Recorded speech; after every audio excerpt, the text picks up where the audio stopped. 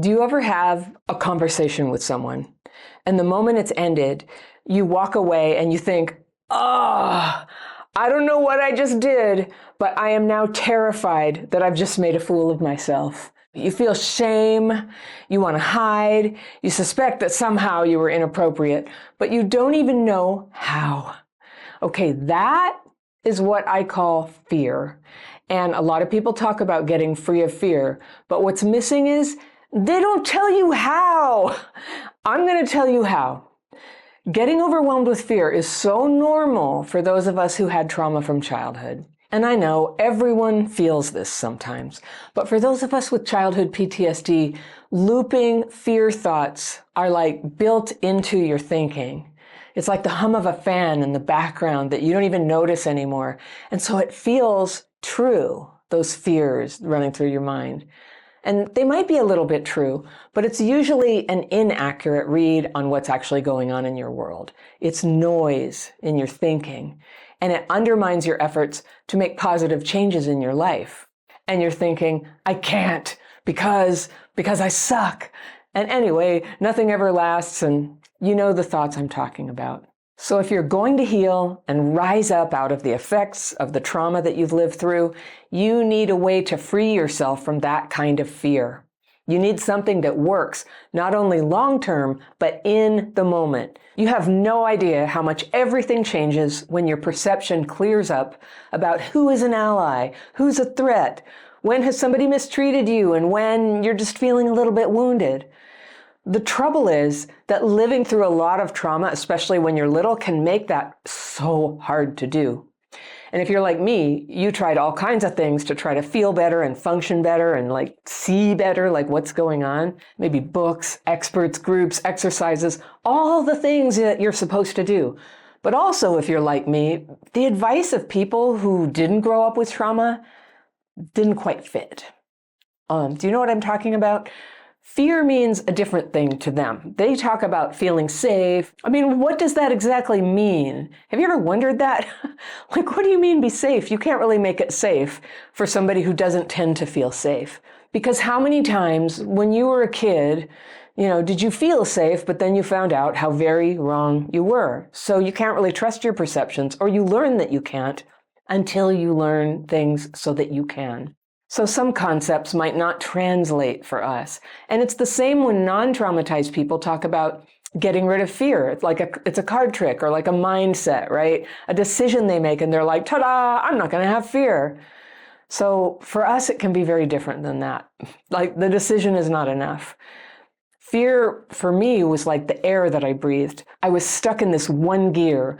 I couldn't accept it. I couldn't change it. So I always had to pretend it wasn't happening and just try to like make a happy face and act normal. Now, maybe you have that too. It's common for people with trauma. I actually felt ashamed for having fear. I mean, like, that's like double ashamed, right? Because whatever normal people were doing to achieve this fearless state they said they lived in, I didn't understand what they were talking about. To this day, some of the things that non-traumatized people say about how to do life make no sense to me. I tried them and they didn't really do anything for me. They couldn't even touch the distress that I can get into sometimes when I'm dysregulated, when my trauma wounds are activated, and the lack of confidence that would keep me isolated and defensive and knowing on some level that I was locked out of my own life. I couldn't even communicate that to normal people. And then I found how to get free. And it's not a mind trick, it's a practical technique. It's two techniques actually, done together morning and evening that I call my daily practice. And you might have heard me talk about it. And maybe you've tried it. And in this video, I'm going to tell you very briefly how to do it. I'll give you a little micro version of it. And I teach with deeper insight and more careful details in my free course called The Daily Practice, which you will always find down there in like the second link below this video. It's free. You can sign up, you can learn and try this technique in less than an hour. And if you do sign up for it, you'll be invited to calls with me, Zoom calls. I do them twice a month. They're free. People come from all over the world and we do the techniques together and I take questions. Like, this is such a big change in my life that prompted such a profound healing and, completely made it possible for me to heal it all, that my whole life for over 30 years now, I'm just like showing people how to do it, showing people how to do it. So this is like a little version. So what it is, you need a pen and paper and a chair so you can sit down and write. And honestly, I've written standing up. I've written driving the car with my finger on the upholstery next to me, or I've written in a hospital bed with my finger on the sheet.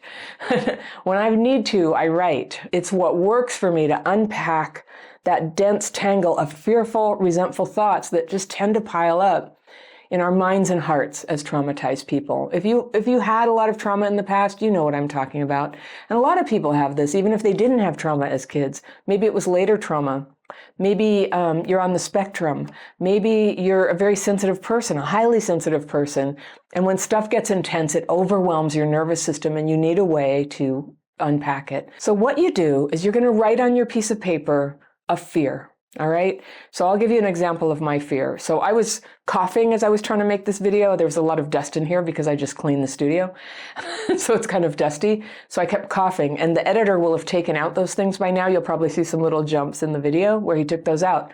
So right now I'm literally feeling like, uh-oh, I'm going to cough. So when you're writing your fears and resentments, you're literally dealing with what it is that's bothering your mind right now. And that doesn't mean you don't put there stuff about the past or the future. A fear is a distressing thought. It's anything where you don't feel like things are as they should be. I have fear the world will never have peace. I have fear I need a pedicure. I have fear. I have fear I didn't buy enough bell peppers, and fear now we'll have to ration them. So they can be dumb things, they can be huge important things, they could be true things or things that are just like not really happening, and even you know that it's not really happening, but it's bothering you. And so it goes on paper.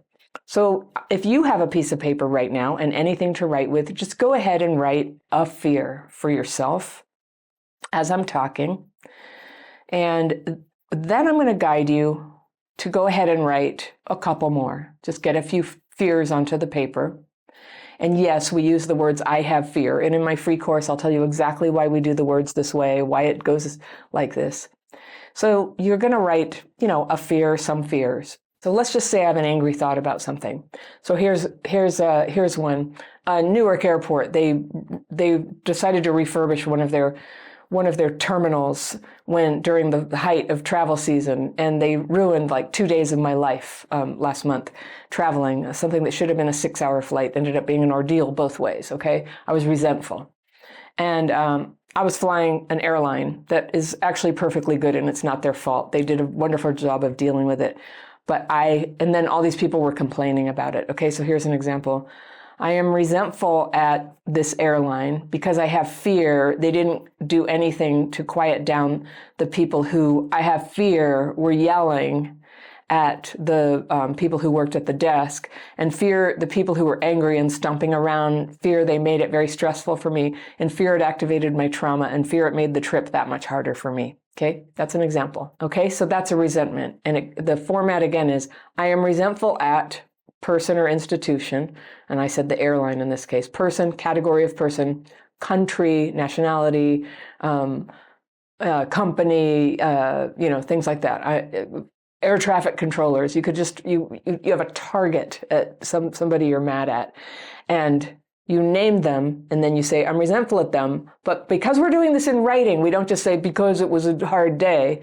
We say, because I have fear it was a hard day. And then it helps if you can get detailed about what those fears underneath that are. You don't really tend to get resentful unless there's a lot of fears under it. Fear it ruined my trip, fear I got there late, fear I was supposed to have the better part of a day in New York City, and fear that was taken away from us, and then fear we had to go home on a flight that took 14 hours. So resentments are named, they have this special format. I'm resentful at target because I have fear, the reason. Now, when you think it in your mind, I'm resentful at the target because they did this. But on paper, when we're using the daily practice, I'm resentful at target because I have fear they did this. Now, I know there's always the argument inside, but they did do it. This did happen. Many of the things that we're resentful about are, absolutely certifiably they did happen. And other things, maybe we worry they happened, but they didn't happen. So for good measure, we just sort of say, I'm resentful at them because I have fear this thing happened.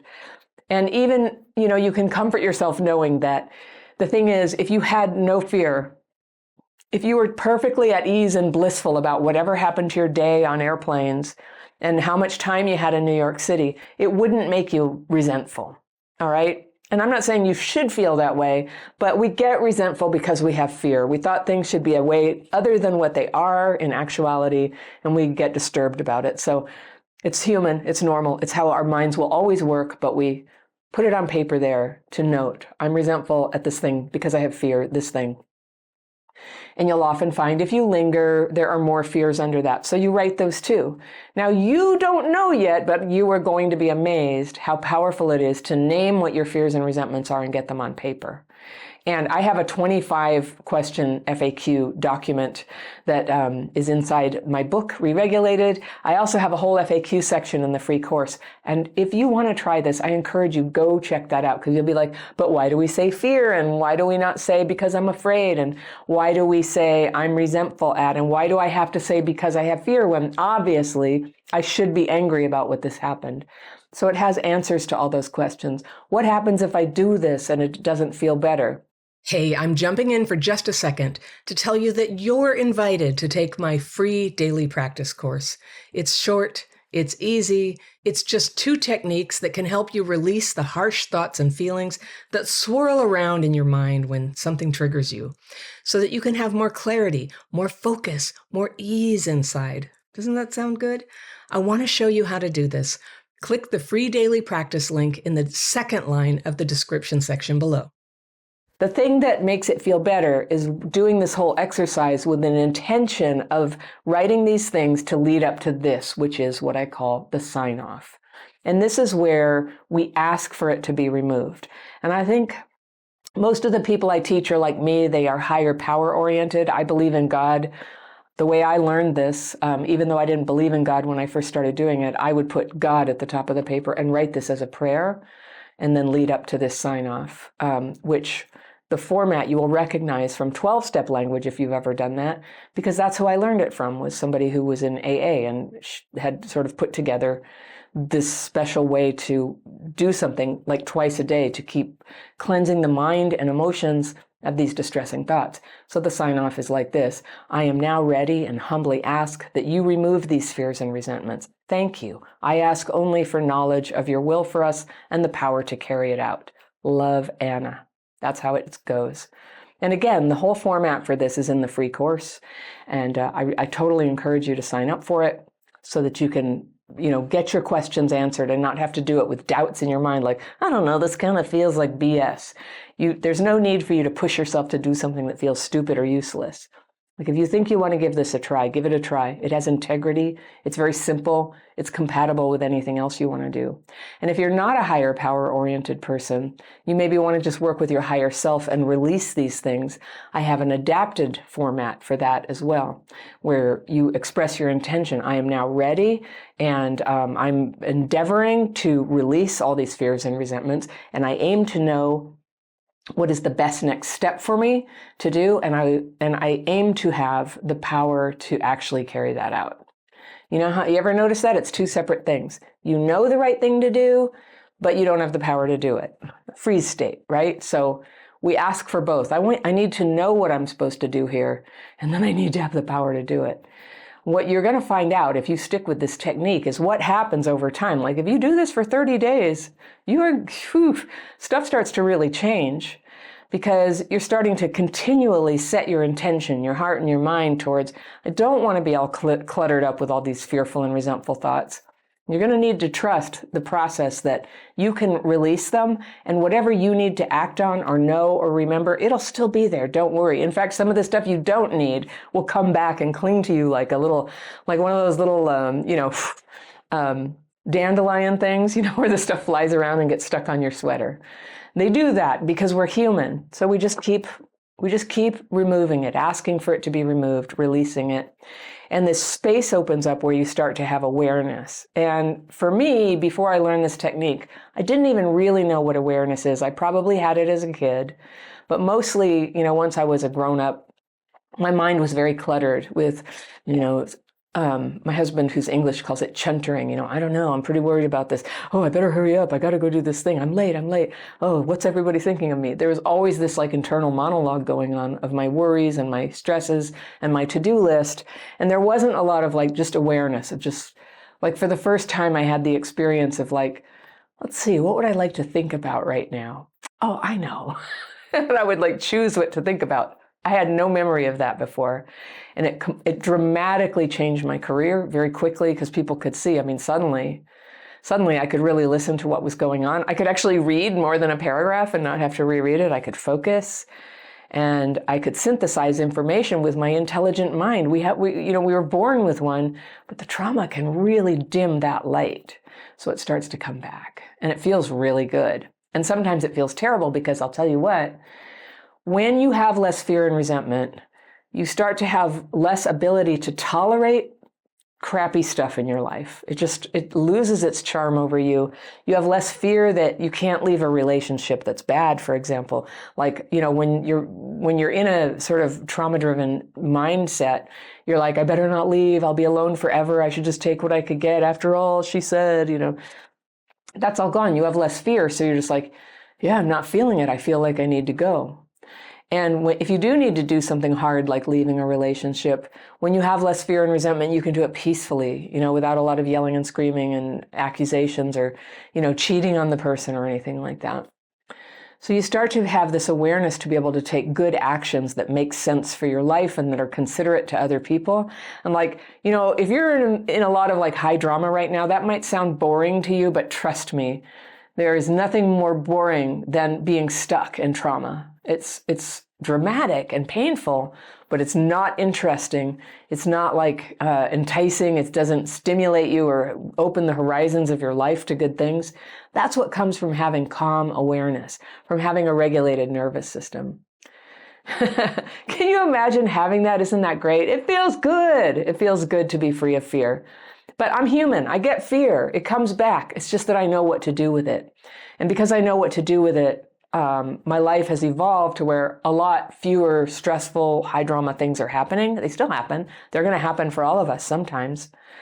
And so, but there's less to react to. There's more space to, get things done, enjoy things, sit outside on the sofa. I have a sofa on my deck. It's very nice. Got it at Costco. Best thing I ever bought. So you can sit there in the sun a little bit and warm up when it's cold. And then I go, I'm going to water the geraniums. And then I get back to work. And so I have a choice now about how I use my time. And there's like moments of pleasure and peace. And then when hard things happen, I can rise up like a fierce warrior to go deal with what must be dealt with, like the IRS. I'm just laughing because people who listen to my calls know I got my identity stolen last year. And so I have all these problems with the IRS. And it's very hard because every time you call them, they don't remember what your situation is. And, you wait on hold a long time. So I get very resentful at them. And then it's a time when you're sitting on hold that you can sit and write. You can write your fears and resentments when you're, sitting on hold and you're forced to listen to annoying music or, repeated, we'll be with you very soon. Stuff that for a person who gets dysregulated, it's like, you're a hostage, right? Because you have to stay and be there when it's finally your turn 45 minutes later. So that's what it's for. It's for dealing with life the way life just happens to be. You can write at work. You can write, by yourself crying on a hard day. You can write when you're happy. And a lot of people want to give up doing these techniques, writing, just because everything got happy. But I always say it's more like a toothbrush than an aspirin. If you do this twice a day, every day, you start to have this very robust, healthy, vibrant mind and heart. Hey, it's me, and real fast, if you're watching my videos and wondering if maybe past trauma is having an effect on your life today, I want to share with you a list of signs that what you're struggling with now might be connected with neglect or abuse in childhood. It's good to know this because it can help you know that what's hard for you is normal and that healing is possible. So download my Signs of Childhood PTSD quiz by clicking the top link in the description section below. So when we write, and we write that closing, and then we follow it with a restful 20-minute meditation, we've just given our brain and nervous system the chance to come back to the lovely state it's meant to be in. Every once in a while I fall asleep in that meditation, which is totally fine. We're not being like perfect Zen statues here. We're just resting our minds and nervous system. And it feels good, and you won't know what it does for you until you give it a try. You do not have to be fully healed to move forward with this. Sometimes people say this, I'm too dysregulated, I can't do it. This is what it's made for. It's made for people like you and me who get very freaked out in our heads and emotions. And you get that pen in your paper and you start to write on the pen to write on the paper, and you feel that friction of pen on paper, and it instantly, after you've done this enough times, it immediately starts to relax you. So I can't wait to see who you become when you have less fear and resentment. If you like this video, I've got one lined up for you that will help you take your next step, and that's right here.